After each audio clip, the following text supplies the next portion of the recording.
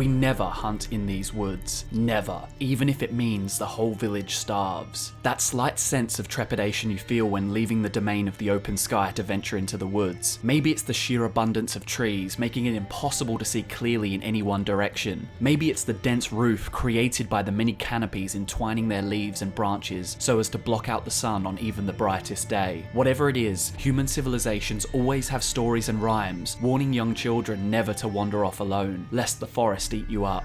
In the Northern Kingdoms, when your grandmother tells you to stay away from the woods, it is the single best piece of advice you could ever be given. For in these woods lurk creatures and spirits who wait eagerly for lost travelers. And in the forests, the greatest threat you could find is the Leshen. If you hear crows cawing, a murder darting through the tree line, and if you see a shadow forming in their wake, run, because you're its next victim. Hey guys, I'm Drew, and in the third installment of my Witcher lore and mythology series, I'm going to tell you a little more about one of the most ominous monsters in the Northern Kingdoms. The Leshens are steeped in folklore, for these spirits do not act as predictably as most bloodthirsty beasts. And when humans don't understand something, they come up with tall tales and superstitions. Let's delve into these mysterious beings, and by looking at the lore of the universe and real-world mythology, maybe we can get to the bottom of what these things really are. If you are somehow able to get close enough to inspect a Leshen properly, you'll notice that their form is more a mimicry of an anatomy, rather than something biological. And by that I mean, Leshens look like bipedal creatures, somewhat resembling a deer with a humanoid body, but in reality, the body is more like an avatar built from materials found in the forests. The head is the remains of a deer skull, likely plucked from a festering carcass, and the rest of the body appears to be built from dead wood and snapped branches, with gnarled claws carved from the wood. Draped over the form, most likely as a means to give it more human qualities, are messy swaths of animal hide. The hide, as well as the joints of the Leshen's body, appear to be secured by rope. It is pretty clear to anyone within appraising distance that a Leshen is built rather than grown. It would seem to me that the Leshen is crafted from the forest by the spirit that inhabits it, and this spirit has a link to everything else within the forest's ecosystem. Establishing links is a trademark of the Leshens, and is a recurring theme when looking deeper into how to find and defeat them. But I'll talk more about where to find one soon. That is, of course, if you are foolish and gallant enough to seek one out in the first place. Either way, the presence of a Leshen within a forest can incite unusual behaviour from the other creatures residing there.